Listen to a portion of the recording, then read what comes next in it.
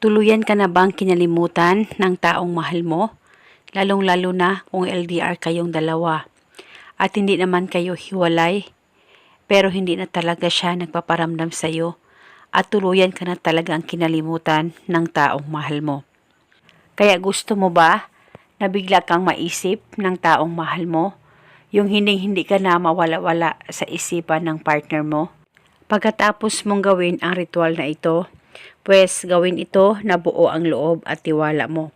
Basta gawin ito sa mabuti at hilingin ng buong puso. Ang gagawin mo lamang ay kumuha ka ng actual photo niya, malaki o maliit na larawan niya ay pwedeng gamitin. At pagkatapos kumuha ka ng kahit na anong kulay na panulat at isulat sa likod ng larawan niya ang kanyang tunay na pangalan at apelido ng isang beses. At pagkatapos mo nang masulat ito, ay hawakan saglit ang larawan niya, titigan mo ito ng maigi at ibulong mo ang spell na ito.